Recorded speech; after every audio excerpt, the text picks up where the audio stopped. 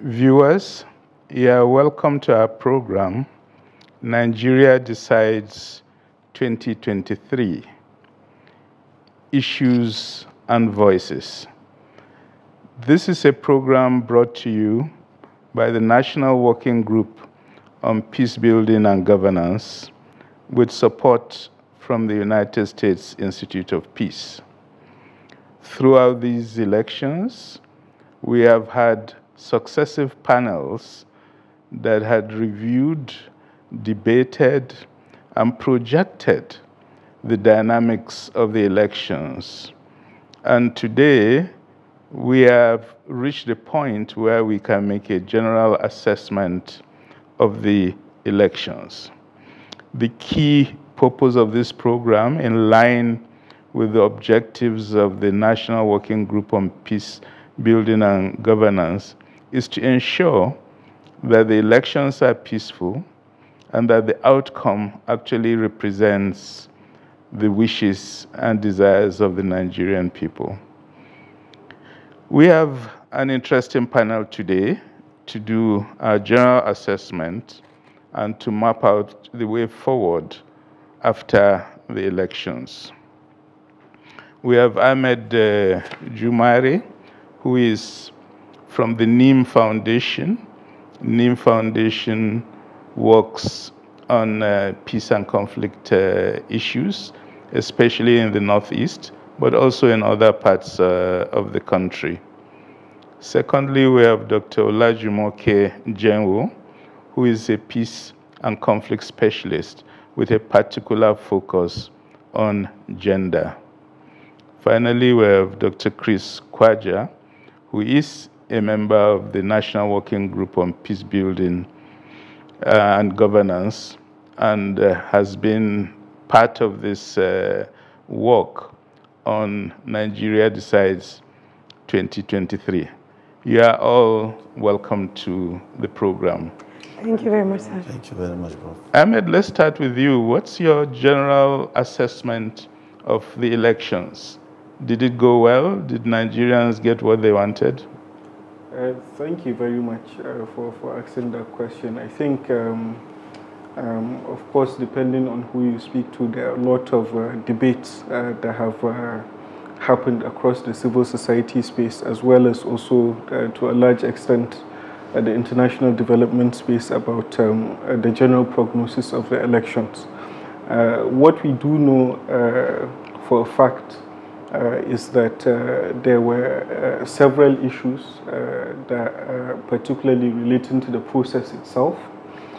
For instance, some of the concerns we've heard from our communities across the areas that we served is that there were issues as it relates to transmission of the election results from the polling unit. We've also heard significant levels of issues that happened as it relates to ballot box snatching, as well as also political thuggery that has been driven largely, and I say unfortunately, by some political leaders.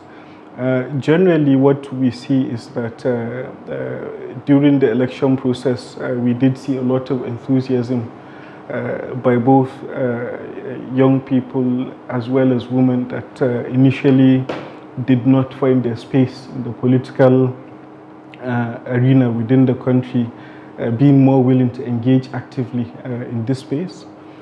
What we have found now, unfortunately, is that because of some of these issues I have mentioned, there are opportunities for us to begin to really heal the nation, but also reflect on these issues that we've had during the elections. One of the issues I think that should be paramount in addressing is issues of justice post-election. For instance, individuals that have participated in electoral malpractice need to be prosecuted. I think that should be a first step. There also needs to be a whole of society assessment on where we should go forward from here. That is our own general sense of the elections and some of the areas that we should look at in these days. Thank you, Ahmed. Dr. Olajumoke Jenwo, what's your own general assessment of the elections? Thank you very much, sir. Actually, I will look at it from the issue of violence. During the election, if we look at the reports we got from the international observers and the data is available, we can deduct that the polling units where we had issues of violence is somehow insignificant to the places where we didn't have violence. And so for me, based on that, I would want to conclude that it's a bit fair and credible. Yeah. But there are lots of reports about violence in the elections. Why do you think it was insignificant? If we compare the statistics, the statistics of the polling units where we had violence, it's actually insignificant to the polling units where we did not have violence. So we should be proud of ourselves. Yes, we are moving forward. And the issue of the IREF, uploading of results, there were a lot of issues because Nigerians had a lot of hope, and we actually felt that this is going to be, the best of it all. But somehow, the promises, the issues of IRF, because we expected that they should have. The mistakes INEC had during the Osun gubernatorial election, they should have corrected it, and we expected, just like the INEC chairman promised, that it will be corrected, and it will be repeated during the presidential election. Unfortunately, there were issues, but my take is still that it's still a work in progress. There's no institution all over the world that is perfect. So, okay. Yeah. Thank you. Dr. Chris Kwaja, what's your own assessment? I think my assessment of the 2023 elections will be hinged on certain indicators that set the parameters for the conduct of the elections. The first was the commitment of the president to ensure he allows INEC the free hand to conduct an election without any form of executive interference. And he was very consistent in saying all that INEC needed, I gave them. And INEC confirmed that through the INEC chair to say all that we needed, we were given. The second point is about the role of the security agencies. We saw some level of professionalism displayed by the security agencies. This whole concept or notion of the militarization of the public space in the run-up to the elections was not mentioned at all this time, unlike in 2019 and other elections in the past, where one of the defining features of election security is or was the militarization of the civic space. We did not see that, and I think for me that's quite commendable. The third indicator was the enthusiasm demonstrated by Nigerian youths in effecting a change for the better. They saw their future in that election. Unfortunately, we saw again that the 2023 elections witnessed the lowest voter turnout in the history of elections from 1999 to date, which was quite worrisome. And two issues were quite clear. One, the issue of voter apathy that was defined in the context of citizens feeling that they had unmet demands around governance, issues around security, which was general in the country. We also had the issue of voter suppression, as we see with violence in Lagos and other states, where the issue was not about citizens not wanting to vote, but that they wanted to vote, but were denied that opportunity to vote. Now, these three major indicators defined the way the elections went. And I need to add the last one, the Naira crisis, the conflict between the Central Bank of Nigeria, the Nigerian governors, and the Nigerian people. over the availability of Naira. You want to stop the politicians from monetizing the electoral process, but it had huge implications for the livelihood of the average Nigerian in terms of access to cash. And that on its own was a major issue with the election, because many people were sleeping at the ATM centers or at the banks trying to get money while you are expecting them to come out and vote. And this was something that we did not really do well. Now, all this had huge implications for the success or otherwise of the election. Now, one other indicator that ties all this together was the heated political environment, where the politicians all were competing in the mobilization and instrumentalization of identity, religion, ethnicity, region. These three became the key definers of peace or violence or conflict or insecurity in the run-up to the elections. Now we're in the post-conflict phase. We're in the post-election phase. We're seeing people dissatisfied with the outcome of the elections. They are in court. We're seeing the president-elect or governors-elect or whoever was elected all saying we need to come together. Recently, the president-elect was very clear in saying, I've listened to you Nigerians. You're talking about inclusion. I'm going to put up a government of national competence rather than national, government of national unity. And I think that's on its own, it's a testament to the fact that people are looking at how well to begin to put the building blocks for governance in a post-election phase in the country. Thank you.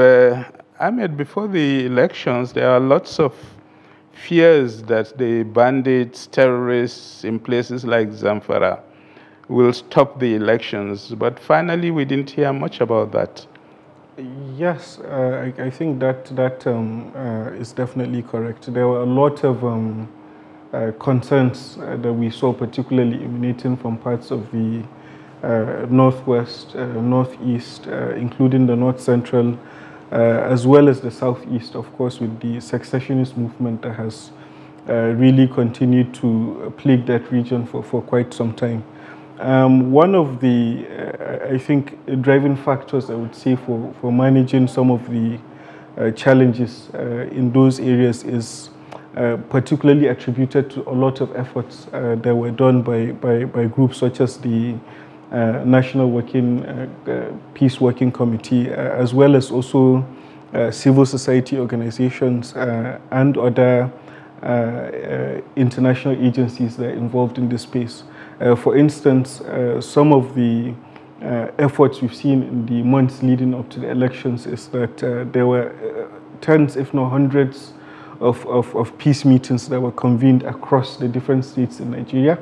I think that helped because we were able to, we as a group, were able to bring together different actors within that space to really discuss what does it mean if we do have issues during or after the elections.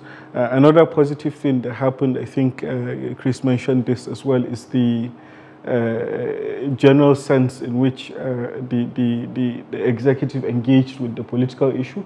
There was a lot of support for really shunning away from practices we saw in 2015 and 2019 and possibly subsequent other elections that have happened. We saw the signing of the peace accord. I think that in itself provided the first step of binding some of these political leaders to ensure that even when there are issues that are being contested, there are certain practices that could lead to violence that they shun away from. Another positive sign really that we saw in the months leading up to the elections is that there was a lot of there was a general sense across all the different areas we work in on a new Nigeria.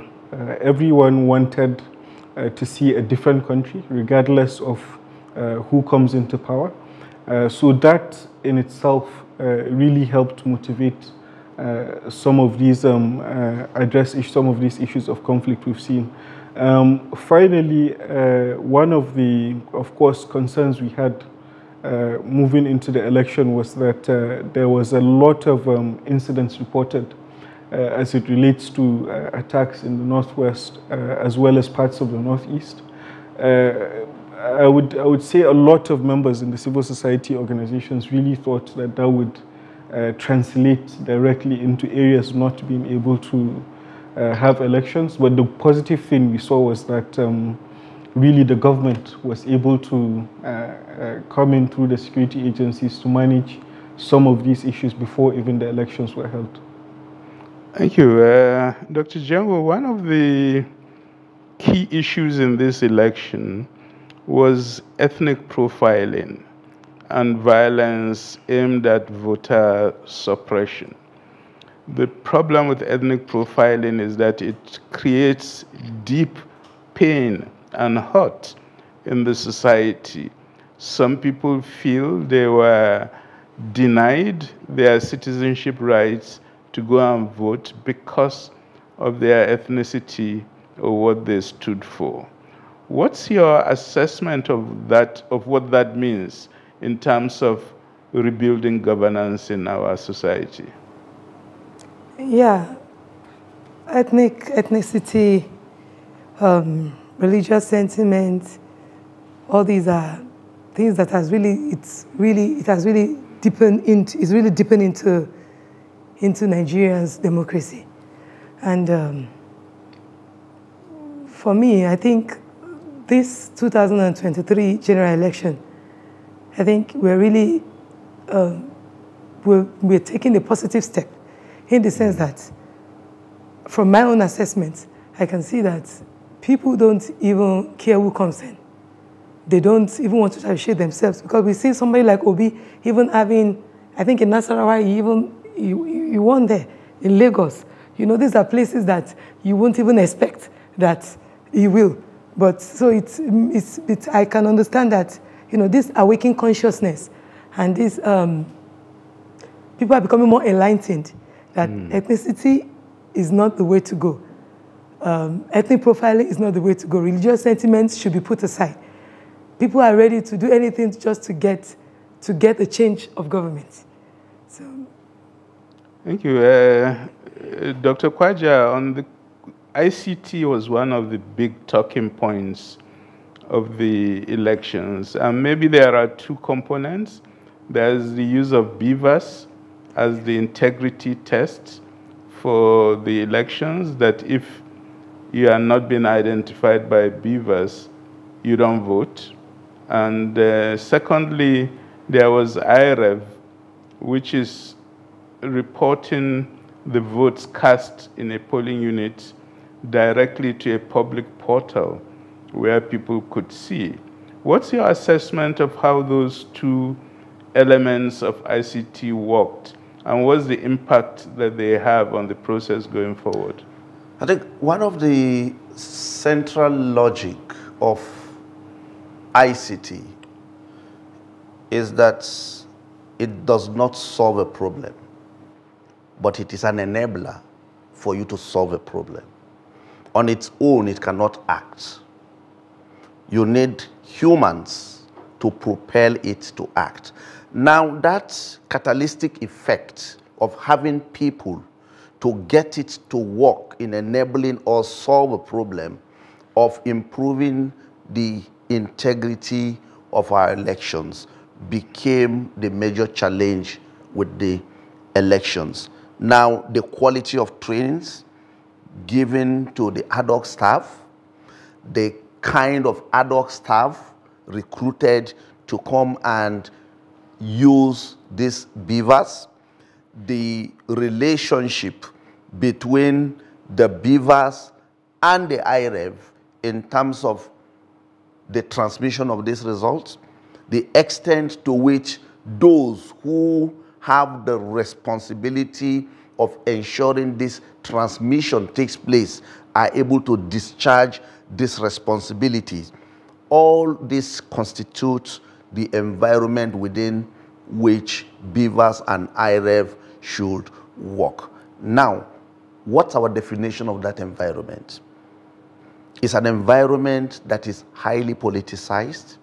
It's an environment where all these facilities, in the words of INEC, were also threatened in terms of hackers, and we got the message that even the Minister of Digital Economy said that the servers were attacked severally.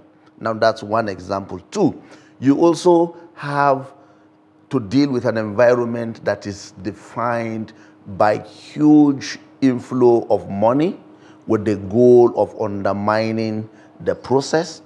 And through the infusion of money, we see the integrity and the credibility of the process undermined by certain individuals that were recruited to discharge that responsibility. Sokoto is one good example, where an entire election or elections both for the governorship and the House of Assembly, National Assembly, were declared inconclusive. And we also saw the decision taken by INEC to suspend the REC in Sokoto, which is a pointer to the fact that things went wrong because individuals saddled with the responsibility of using these facilities to give us credible elections were part and parcel of the process of undermining it. And that is why we had this huge logistics challenge around the use of the beavers, the use of the IREF in giving us an elections that will reflect the will and the wishes of Nigeria. And I think this is a very important lesson for us to learn going forward. And some of the off-cycle elections that will take place should be opportunities for us to really right whatever wrong that we have seen. But to some extent, you are also dealing with a situation whereby people use their own hard-earned resources to present themselves for elections, campaigns, pay for their nomination forms and everything. You shift these elections. Who bears the cost? So we need to begin to look at how issues of accountability and redress for people that I see as victims of electoral fraud need to be dealt with, because whoever is involved in this election that was shifted is counting his own or her own loss. But the system is not sensitive to how to address this loss incurred by these individuals. And that is why election becomes a do or die issue, or where they win, the first thing they want to do is to recoup based on the loss encountered, because there was nothing done to really address many of these unfortunate situations that they passed through. Okay, my final question on the elections, let me ask you, Ahmed, in some of the states, Lagos, on the 25th February elections, Labour Party had a clear lead. Katsina, Nasara.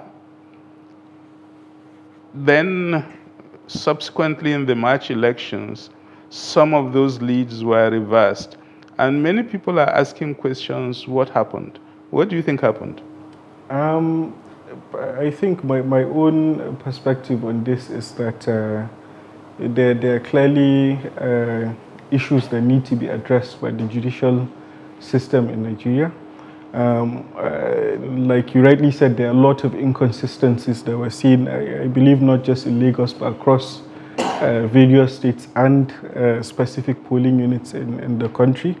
We have seen, of course, instances where factually people have presented the results from their polling unit with a mismatch from what is on the IRF portal. So I think these are all issues that hopefully the judicial system in Nigeria will address in the coming weeks and months. We certainly hope they do, because of course with the heightened tension across the country, our own perspective is that this would be significant in ensuring a violent-free Nigeria moving forward. One of the challenges our communities have mentioned to us, for instance, is, especially the elders within the community say to us is, look, the reason why a lot of young people came out is because they have restored faith in the system, in the process. A lot of women as well came out to support candidates. But what we're seeing is that, of course, because that faith they had in the process may not have been, really concluded as they had hoped. This could then create a wider pool for extremist groups, bandits, successionist movements to recruit young people that are angry. As you know, groups such as Boko Haram and ISWAP, one of the central messages they push out is democracy doesn't work for our society. So come to us and we'll incorporate you into our own system. So if we don't, of course, address this system and ensure that people get the justice they deserve in a transparent way, it could widen the purview as well as the vulnerability pool of young people that could join these groups. Certainly the Southeast is another challenge. Even before the elections, we've seen really agitations to release Nnamdi Kanu. We've seen agitations by the successionist movement. A lot of the young people within those groups had restored hope in the Nigerian entity because they felt the system could present a legitimate pathway to realizing their political gains. Now, if we don't really in the coming months address some of these concerns by especially youth that are angry, we could stand the risk of having a critical mass pivoting to joining, like I said, groups that seek to use a more violent means to realize their political gains. Finally, just to add, within these whole challenges, there is light at the end of the tunnel. We have seen for the first time in Nigeria where a significant number of governors lost their senatorial seats. We've seen members of House of Representatives that have really changed across various areas in Nigeria, particularly in parts of the Southeast and Northwest. So these are all positive signs we're seeing. Finally, the area that we need to work on is female participation. Recently, I think the World Economic Forum put out a report, a gender gap report that highlighted, placed Nigeria on 139th, I believe, out of an assessment that was done on about 146 countries in terms of a gender gap. This means that one of the factors that I highlighted, of course, was political participation.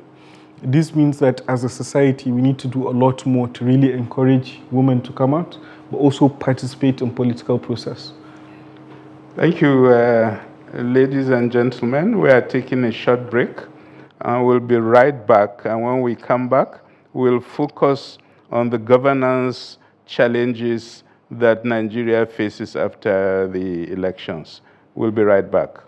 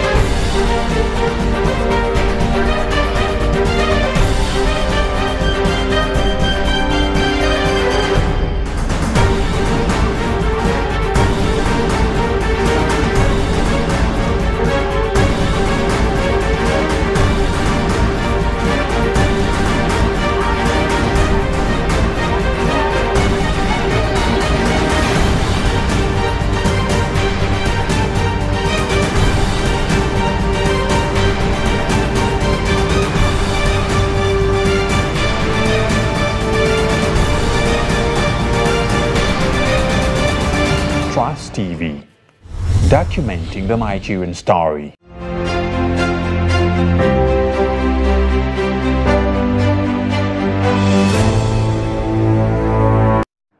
Ladies and gentlemen, welcome back to our program, Nigeria Decides 2023, where we are making a general assessment of the elections that have been almost completely concluded, but we are also looking forward to the governance challenges facing the incoming governments. Dr. Olajumoke, let's start with you. The elections are almost all over, 15th April. I think some of the remaining elections would be concluded, but for the most part, we know the winners of these elections. What are the key governance challenges that they will be facing as they take over power on 29th May? Yeah, thank you very much. One of the key governance issues is going to be facing is these issues of accountability, because I've had a lot of Nigerians waiting to see what the incoming president is going to do, especially with people that, they've actually seen as maybe someone like the CBN governor. We expect him to hold him to ransom to tell us what actually happened. That's a big issue. And the hope of Nigerians is really high now. We want the system to move. There are no jobs. Poverty is everywhere. Women are suffering. In fact, poverty has been, it is now feminized. When you see poverty, it's like you're seeing the face of a woman.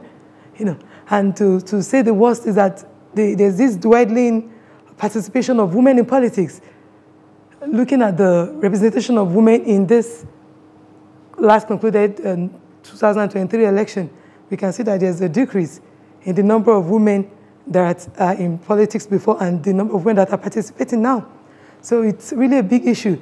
Infrastructures are not working. People don't have jobs.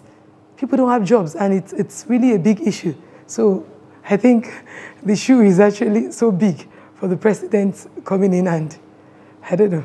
And the governance too. And the governance, it's a big one. Yeah.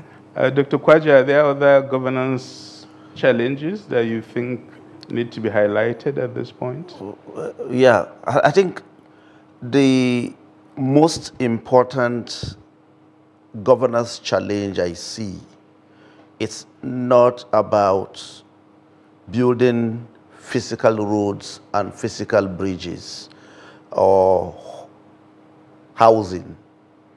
It's about rebuilding trust. It's about inclusion. It's about peace building. It's about breaking down, deconstructing that image of hate that defined the election. And where you are able to do that, and people see themselves as one indivisible people that are living together as brothers and sisters. And back to the last stanza of our national anthem. And I think if the president, the governors, members of the National Assembly, members of the State House of Assembly focus on building a country where peace, unity, peace, and justice shall reign, then you'll be able to do every other thing that you imagine. And I think for me, that is the governance challenge that our leaders and the people of Nigeria should focus on. Ahmed, the first challenge Dr. Olajumoke raised was that of accountability. And yet, this is a sector where everybody thought General Muhammadu Buhari, given his anti-corruption credentials, would do very well.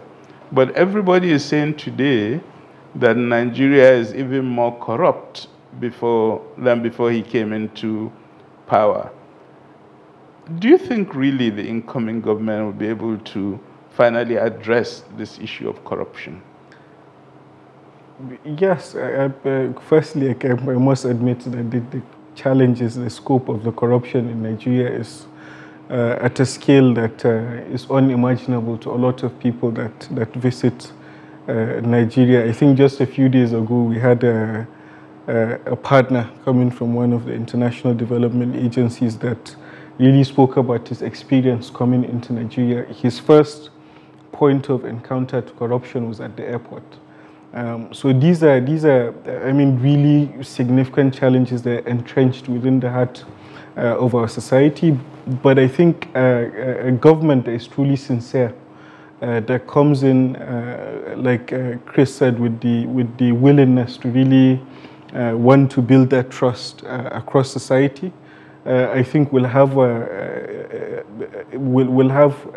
really a more successful path to addressing the issues of corruption.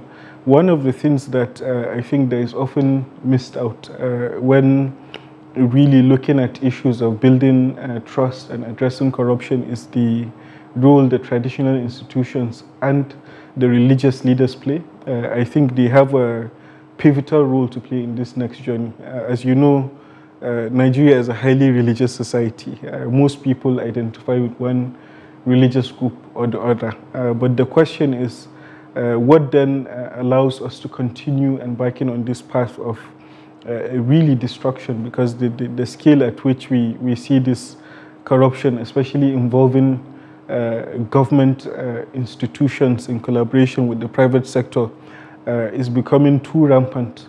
That is not sustainable for Nigeria. The main challenge is we no longer have the money, the river flowing from the oil fields in Nigeria. There's a lot of competition.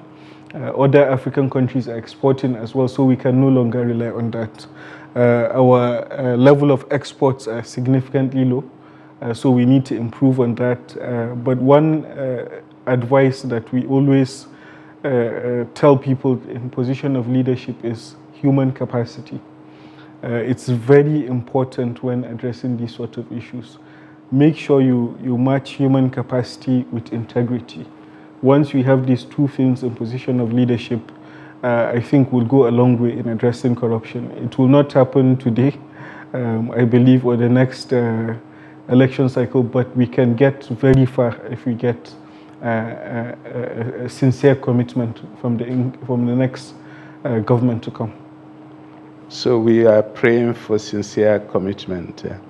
Dr. Jengo, security is one of the challenges that has been highlighted.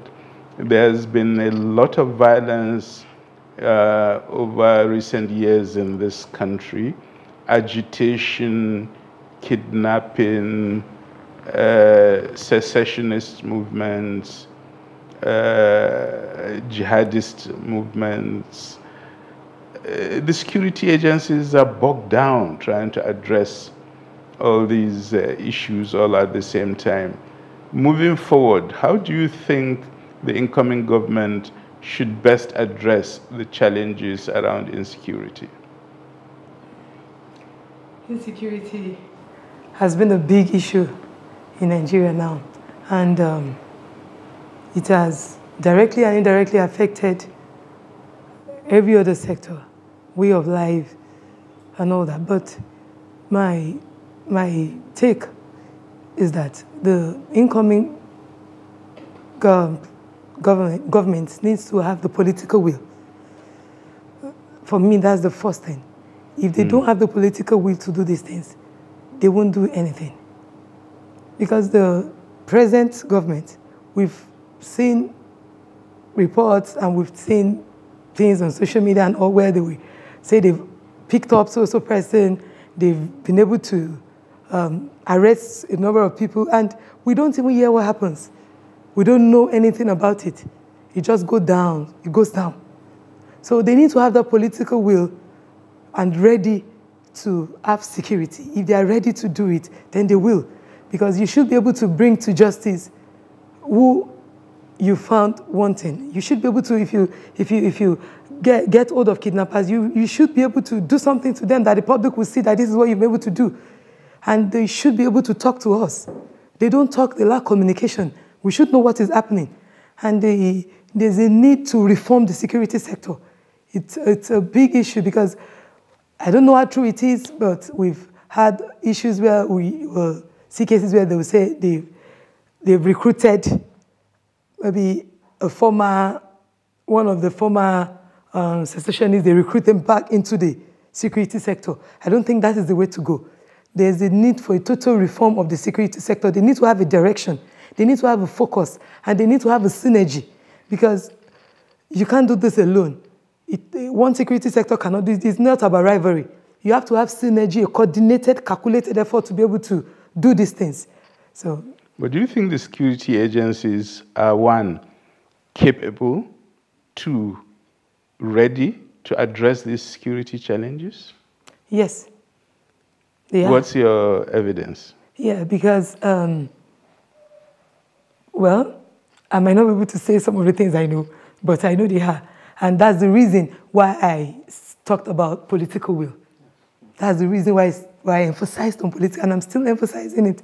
Political will is key to solve the security challenges in Nigeria. Political will, that's at the level of the government, yes, sir, rather than at the level of the security agencies themselves? Both. Okay, both need... Yes, sir. Dr. Chris Kwaja, you emphasize the question of trust. Trust takes time to build, and I think a lot of Nigerians feel disappointed by some of the challenges posed by this election.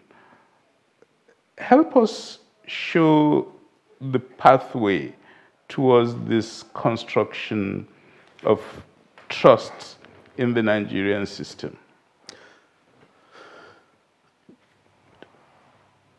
For every society that is celebrating durable peace today,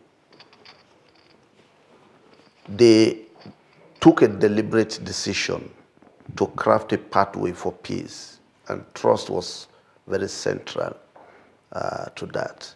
It is difficult to put a timeline because you are dealing with human beings, and you must recognize that dynamism in human interaction because sometimes the wounds are so deep that you need to really take a lot of energy and patience to deal with it. The first pathway to trust building for us is the body language of the leader. Once the body language of the leader is focused on providing a leadership that serves all, not any religious group, not any regional group, not any political group, not any ethnic group, every other person that walks behind the leader will take a cue from that. And most times when you begin to see a slide in governance where mistrust sets in, the body language of the leader is the first indicator for that. So I think that is the first way to go. Secondly, beyond the body language is the willpower to act on the basis of what you say. No double speaking. If the leader is saying, this is wrong, this is the direction we should go, then he should be able to act it.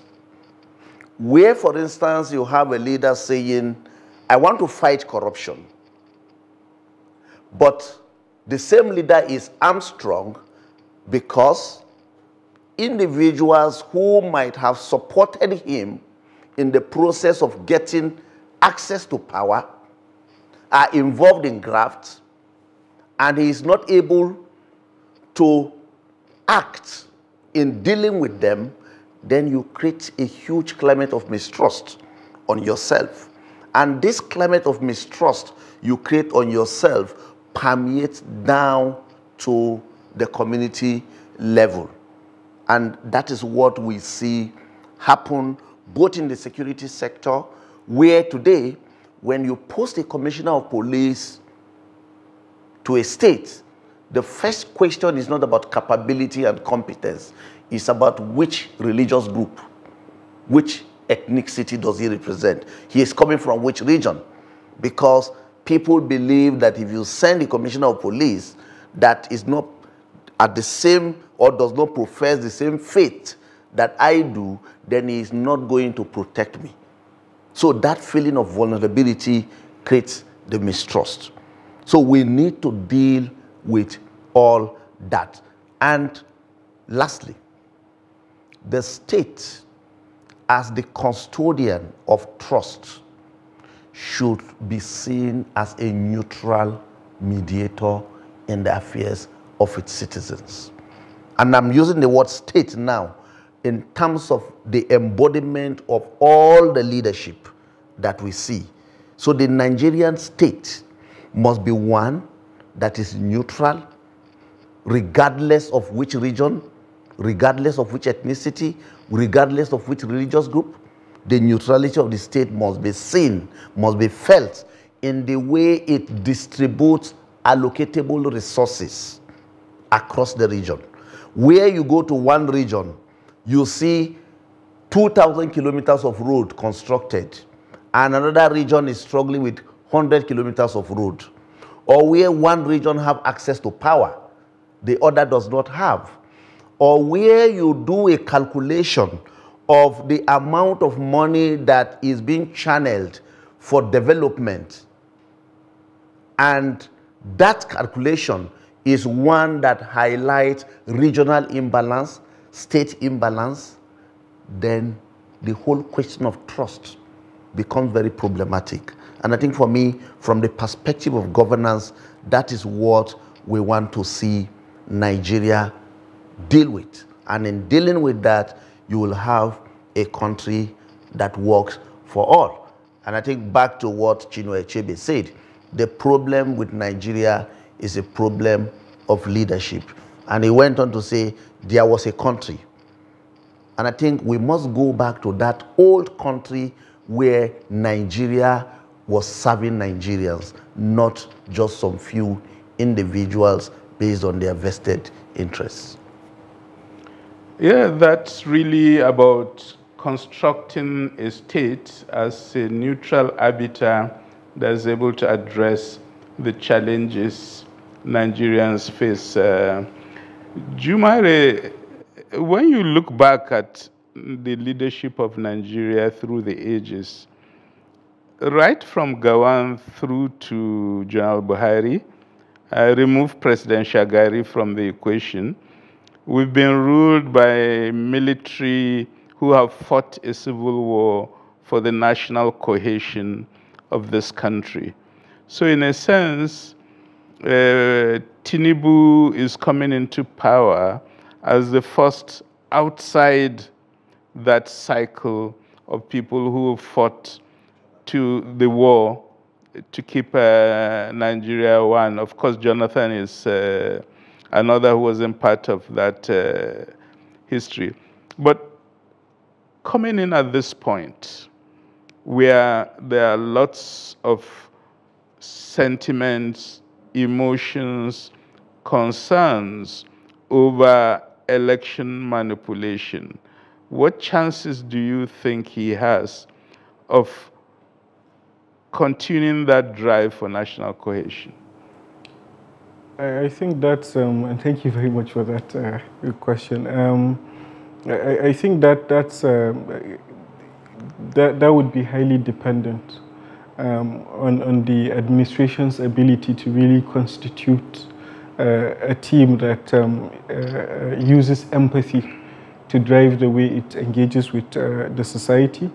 One of the challenges I presume they will have is really the existing polarization we've seen along ethnic and religious lines. Largely that has been expanded as a result of the elections that were recently held. One of the things, for instance, we've seen now, certainly on social media for those that are active there, is that there's a complete divide along ethnic lines. There are religious leaders that have gone on social media to actively call for separation or inflame the already existing anger amongst youth. For them to really achieve a successful path to building cohesion, firstly, they have to really accept that there are genuine concerns by different groups across the country. They really have to come in strong to ensure that all individuals and groups that have been involved in electoral malpractice are prosecuted. And they have to really chart a pathway for a government of national unity. That should cut across the various regions, should cut across the various religious groups as well as ethnic groups in the country. Of course, this is very difficult in a country with over close to 300 ethnic groups. But I truly believe that, as I said, with sincerity of purpose, you will find that the path to social cohesion will not be difficult. Nigerians are very simple people. All they want is to live in peace. Most of us, and I speak for, I'm sure, the majority of Nigerians, do not want to wake up to live in, I think someone described it as living in mini prisons, where you have barbed wires all over your house and security guards. I think at the heart of it, truly all everyone wants in their own individuality is to have an opportunity to really go about their daily affairs with support of the government where necessary, without any major challenges. I think that's all we want. Yes. Thank you, Dr. Olajumoke. One of the challenges is inclusion, especially of women. What needs to happen to make sure women feel and become more included in the Nigerian system? That's a very good question, sir. One of the first thing I want to highlight is the issue of political participation of women. If we noticed the last election, that's 2019 election, if you compare it to the statistics we have for the 2023 election, we see a dwindling number of participation of women in election. And for me, I think for that, I hold INEC accountable for that. The reason is because in our constitution, if you're to join a political party, you're supposed to submit your, what's it called? Is it manifesto? And in the manifesto and your constitution, of which a certain number of your executives should be women. I think 35% or so. As long as the political party does not meet that percentage, INEC should be able to hold it responsible. Because I've had one or two people talk about the price of tickets, the charge for the ticket, for this and that. But the thing is, these political parties don't get anything from the government. So it's from this money they pay their bills, it's from this money they do all these things. But if INEC can emphasize that, or they can, hold sanction any political party that does not have this particular certain number of women in their constitution, in their executive constitution, I think it's really going to help. Because it's only if there are those women there in the decision-making at the leadership level, that is when they can speak for other women. When you see issues of rally at the local level, you will see participation of women up to 90%. 90%. Whereas when you get to executive, you can hardly get even 1%. At the political level, you see them talking about women leader. Is that all we need? Of which even But actually, that's what the constitutional laws say.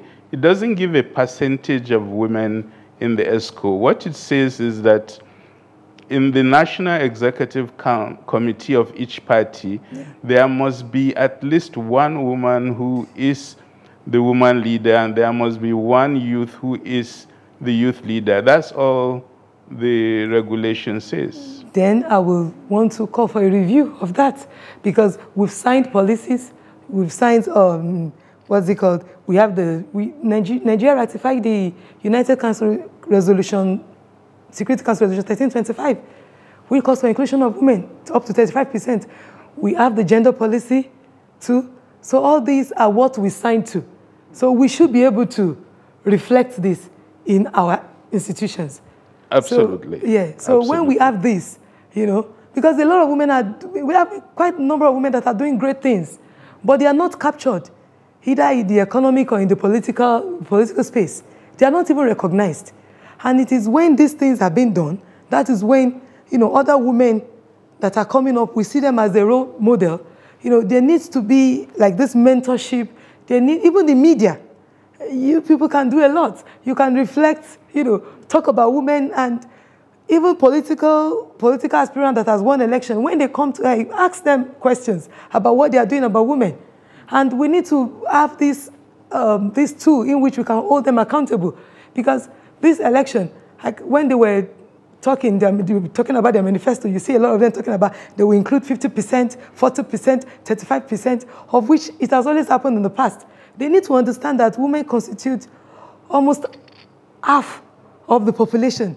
So making us redundant, it's not the way to go. If we actually want to see, you know, progress in this country, we need to, you know, get the women working. We need to recognize them. We need to include us in everything. Not having one woman in an executive is like tokenism.